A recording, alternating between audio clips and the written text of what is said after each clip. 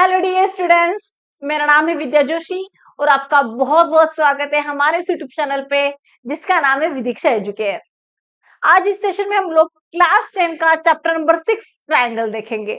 जैसे कि हमने लास्ट सेशन में देखा है ट्रायंगल क्या है, सिमिलर ट्रायंगल और कॉन्ग्रुएंट ट्रायंगल के बीच का डिफरेंस क्या है, साथ ही साथ में बेसिक प्रोपोर्शनलिटी थ्योरम क्या है और उसका कॉन्वर्स क्या है, ये सब कुछ हमने लास्ट सेशन में देखा है। तो आज हम इस सेशन में देखेंगे एक्सरसाइज नंबर 6.2। ठीक है, तो देखिए क्वेश्चन नंबर 5 क्या दिया है हमें D is parallel to OQ. देखो गिवन क्या दिया है पहले समझो, D is parallel to OQ दिया है और क्या बताया है D F is parallel to O R, D F is parallel to O R दिया है। अब हमें क्या बताना है, हमें बताना है show that EF is parallel to QR। EF किससे पैरेलल है, QR से पैरेलल है, हमें प्रूफ करना है। ठीक है, अब वो कैसे करेंगे, देखो पहले मैं क्या करती हूँ, ट्रायंगल POQ कंसिडर करते हैं। कौन सा ट्रायंगल, POQ। चलो कंसिडर करेंगे ये वाला ट्रायंगल ऐसे। ठीक है, अब इन ट्रायंगल POQ अगर हमने देख लिया, इन ट्रायंगल POQ, यहाँ पे हमें क्या दिया है, D is parallel to OQ दिया है, बराबर। अगर एक ट्रायंगल में अगर एक साइड को, अगर एक लाइन पैरेलल है और रिमेनिंग टू साइड को अगर वो इंटरसेक्ट करती है टू डिस्टिंक्ट पॉइंट, तो इनका जो रेशियो जो है वो क्या होता है, सेम प्रोपोर्शन में होता है। इसे हम कौन सा थ्योरम कहते हैं, बेसिक प्रोपोर्शनलिटी थ्योरम कहते हैं। तो सिमिलरली देखो, अगर ओ क्यू को डीएफ अगर पैरेलल है तो क्या होगा, PE upon E Q is equal to P D upon DO हो गया, हो गया ना, पी डी अपॉन डीओ हो गया। इसको हमने कर दिया इक्वेशन नंबर 1। ठीक है, अब सिमिलरली अब हम ट्रायंगल कंसीडर करते हैं दूसरा पीओआर। अब पीओआर में हमें क्या बताया है, डीएफ जो है वो पैरेलल किसे है, ट्रायंगल के एक साइड को पैरेलल है। देखो segment DF is parallel to O R, तो यहाँ पे लिखो DF is parallel to O R, ये गिवन है। अगर मैंने, अब इसको मैं रफ करती हूँ, अब बस अगर मैंने ट्रायंगल पीओआर को कंसिडर किया, कौन सा ट्रायंगल को, देखो पीओआर को कंसिडर किया, यहाँ पे अगर मेरा डीएफ अगर पैरेलल है टू ओ आर, तो by using basic proportionality theorem क्या आएगा, PD upon DO is equal to PF upon ER, PF upon FR is equal to PD upon DO. अब देखो इसको कर दिया मैंने इक्वेशन नंबर 2। अब इक्वेशन 1 और 2 को देखो, इन दोनों में देखो PD upon DO is equal upon PD upon DO दोनों साइड है, बराबर। तो इसका मतलब क्या हो गया, from equation 1 and 2 RHS same है तो डेफिनेटली आपका एलएचएस भी क्या रहेगा, सेम ही रहेगा। तो यहाँ पे हम बता सकते हैं P upon E Q is equal to P F upon F R, हो गया, ए हो गया। अब हम क्या करते हैं, ट्रायंगल दूसरा कंसिडर करेंगे, ट्रायंगल पी क्यू आर। मैंने पूरा ये बाहर का ट्रायंगल यहाँ पे कंसिडर कर दिया, ये वाला ट्रायंगल पी क्यू आर। ठीक है, अब देखो पी क्यू आर अगर दो ट्रायंगल मैंने कंसिडर किया है, तो फ्रॉम 1 एंड 2 मुझे क्या मिल गया, P E upon E Q is equal to P F upon E R, मुझे ऑलरेडी यहाँ पे मिल गया है। तो हमारा कॉन्वर्स थ्योरम क्या कहता है, कॉन्वर्स ऑफ बीपीटी, कि अगर इन दोनों का रेशियो सेम है, इसका मतलब क्या हो गया, E F is parallel to Q R. ये कौन कहता है, कॉन्वर्स ऑफ बीपीटी। तो बाय कॉन्वर्स ऑफ बीपीटी, पहले यहाँ पे लिख दो, कॉन्वर्स ऑफ बीपीटी क्या हो गया, इन ट्रायंगल पीक्यूआर में क्या हो गया, इन ट्रायंगल पीक्यूआर में हो जाएगा आपका P अपॉन ई क्यू दिया है, एक मिनट थोड़ा सा उल्टा कर देती हूँ मैं, दिया है ना, तो यहाँ पे लिख दो इन ट्रायंगल पीक्यूआर क्या दिया है, PE upon E Q is equal to P F upon F R. P F upon F R दिया है, तो बाय कॉन्वर्स ऑफ बीपीटी क्या कहता है, बीपीटी का कॉन्वर्स क्या है, अगर दो साइड अगर सेम प्रोपोर्शन में डिवाइड करते हैं तो क्या होगा, जो लाइन डिवाइड कर रही है वो लाइन क्या होगी, थर्ड साइड को पैरेलल होगी। तो ये हो गया आपका EF is parallel to QR, hence proof हो गया। कैसे हो गया, by converse of BPT. Easy है ना। चलो अब नेक्स्ट क्वेश्चन देखते हैं। क्वेश्चन नंबर 6 क्या दिया है देखो, in figure A B C are point on OP OQ and OR respectively such that AB is parallel to PQ। AC दिया है हमें parallel to, sorry BC AC parallel to PR दिया है and proof करना है BC parallel to QR है। अब देखो इसको भी सेम टू सेम उसी मेथड से हम लोग करते जाएंगे। पहले देखो ट्रायंगल कंसीडर करो, ट्रायंगल POQ। आपने बस कंसेप्ट उसको याद रखो, अगर ऐसे पैरेलल में प्रूफ करना है तो आपको डेफिनेटली वहां पे क्या यूज करना है, बीपीटी यूज करना है।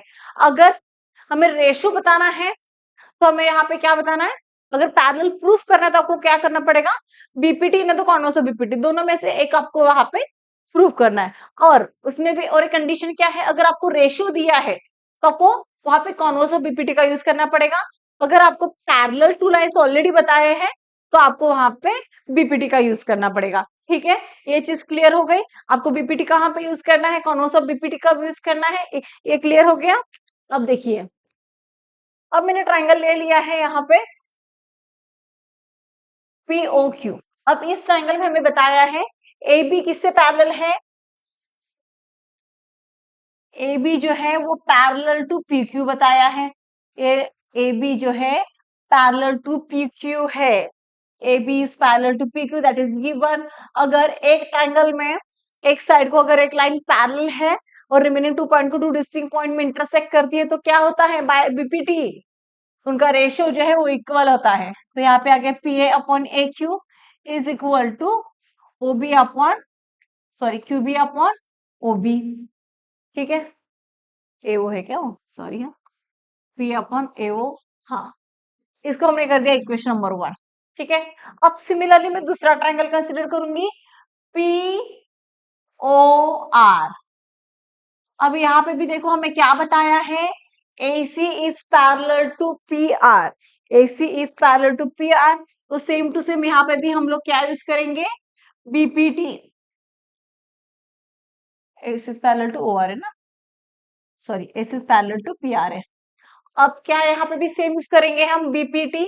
तो BPT कैसे रहेगा यहाँ पे, PA upon AO is equal to, देखो ये दो साइड को क्या करेगा, सेम प्रोपोर्शन में डिवाइड करेगा, राइट। तो PA अपॉन ए ट्राइंगल को हम छोड़ देंगे, बस हम लोग ये वाला ट्राइंगल कंसिडर करेंगे, ट्राइंगल PA, सॉरी POR। तो PA upon AO is equal to OC upon CR हो गया, is equal to OC upon CR हो गया। ठीक है, इसको कर दिया हमने इक्वेशन नंबर 2। ये कैसे आया, हमने यहाँ पे बीपीटी का यूज किया है। अगर ट्रायंगल के किसी भी साइड को अगर एक लाइन पैरेलल है और 2 डिस्टिंक्ट पॉइंट में डिवाइड करती है तो उनका रेशियो क्या होता है, सेम होता है। ये हमारा बीपीटी का थ्योरम है, उसका हमने यहाँ पे यूज किया है। देखिए अब equation 1 and 2, PA upon AO है, LHS सेम है, तो RHS सेम होगा क्या, ऑफ कोर्स होगा। तो यहाँ पे हम लोग लिखेंगे QB upon OB is equal to OC upon CR। ये कहां से आया, फ्रॉम 1 एंड 2, बराबर।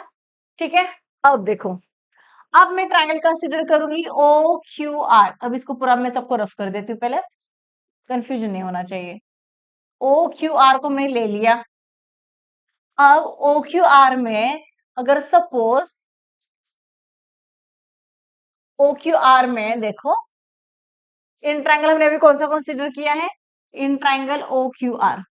ओके, अब इस ट्रायंगल में देखो, अगर दो साइड क्या है, सेम प्रोपोर्शन में है, तो क्या होगा, BC by converse of BPT क्या होगा, BC is parallel to QR होगा। ये क्या है, कॉन्वर्स ऑफ बीपीटी है। तो यहाँ पे लिखेंगे Q B upon B O या ओ बी जो भी है आपका इज इक्वल टू, एक मिनट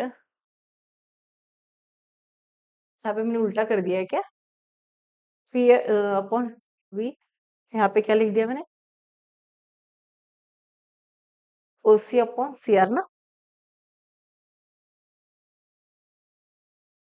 तो आपका यहाँ पे आना चाहिए, सॉरी ओ बी आना चाहिए, O B upon Q B आएगा यहाँ पे बस आपको ये कर देना है, O B upon Q B, ठीक है। अब देखो फिर ये क्या आ गया हमारा, O B upon Q B या बी क्यू जो भी है, O B upon B Q is equal to O C upon C R आ गया, ठीक है। तो बाय कॉन्वर्स ऑफ बीपीटी क्या हो गया, by converse of BPT O C B C is parallel to Q are.